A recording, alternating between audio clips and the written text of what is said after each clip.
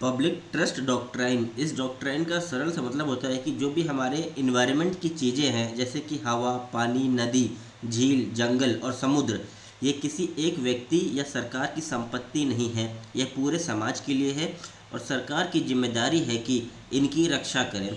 सरकार सिर्फ एक ट्रस्टी की तरह एक्ट कर सकता है और इसकी रखवाली कर सकता है। जो भी हमारी प्राकृतिक चीज़ें हैं, सरकार ये देख सकता है कि इसका ओवर एक्सप्लॉयटेशन नहीं हो रहा है, ना ही कोई इसका शोषण कर रहा है या कोई प्राइवेट कंपनी इसको एक्वायर करना चाहती है। अब अगर सोचिए कि अगर सरकार नदियों को बेच दे, जंगलों को काट दे या समुद्र को किसी कंपनी को दे दे, तो आम जनता को क्या मिलेगा? क्योंकि यह इन्वायरमेंट की जो भी चीज़ें हैं, समुद्र, पानी, झील, इस पे हमारा फंडामेंटल ड्यूटी है कि हम इसको प्रोटेक्ट करें और ये हम ही लोग के लिए बनी है। Citizens also have a fundamental duty to protect and conserve the natural resource.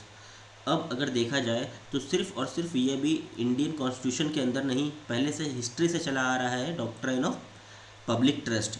ये रोमन लॉ के अंदर भी साफ साफ लिखा हुआ था कि वहाँ पे भी कहा गया था कि जो एयर, रनिंग वाटर है और समुद्र का पानी है, ये कॉमन टू ऑल है, सभी के लिए है। इसका इस्तेमाल सभी लोग कर सकते हैं समान रूप से। पब्लिक ट्रस्ट डॉक्ट्राइन भारत में कैसे आया? ये जुडिशियल डिसीजन से आया, यानी कोर्ट के फैसले से आया। पब्लिक ट्रस्ट डॉक्ट्राइन को एक फंडामेंटल पार्ट बनाया गया और यह इन्वायरमेंट प्रोटेक्शन लॉ के अंदर आता है।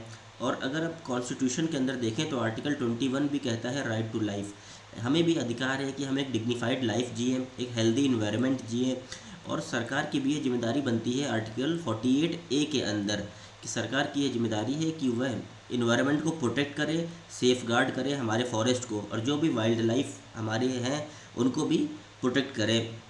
अब सरकार की क्या जिम्मेदारी होती है? इस सिद्धांत यानी इस डॉक्ट्राइन के तहत सरकार को इन बातों का ध्यान रखना चाहिए। नंबर 1 कि सरकार को यह सुनिश्चित करना होता है कि जनता इन रिसोर्सेज का इक्वली यूज़ करे। सरकार चाहे तो किसी को कुछ समय के लिए इन रिसोर्सेज को इस्तेमाल करने के लिए दे सकती है, लेकिन पूरी तरह से किसी व्यक्ति या किसी कंपनी को इसका मालिकाना अधिकार नहीं दे सकती है। सरकार कल को नहीं कह सकती ये समुद्र सिर्फ और सिर्फ टाटा स्टील यूज़ करेंगे या अंबानी यूज़ करेंगे। यह डॉक्ट्राइन सरकार को मजबूर करता है कि वह नदियों, जंगलों और झीलों को बचाए। फिर article 51A sub clause G fundamental duty भी है, हमारी एक फंडामेंटल ड्यूटी भी है कि हम प्रोटेक्ट करें इन्वायरमेंट को और उनके नेचुरल इन्वायरमेंट को। भविष्य की पीढ़ियों के लिए भी हम इसको सेव करके रखें ताकि आने वाले समय में भी लोग इन रिसोर्सेज का उपयोग करें और पानी, हवा, जंगल को ख़त्म ना होने दें। अब अगर जुडिशियल इंटरप्रिटेशन देखेंगे, कुछ लैंडमार्क केस देखेंगे, तो लैंडमार्क केस में सबसे पहला केस आता है MC मेहता वर्सेस कमलनाथ का 1997 का केस है।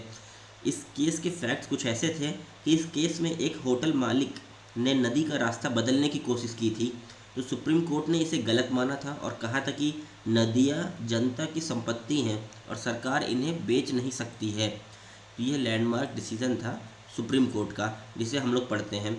और अगर आप कंक्लूज़न निकालें तो उससे क्या समझ में आता है कि पब्लिक ट्रस्ट डॉक्ट्राइन एक इम्पॉर्टेंट टूल है।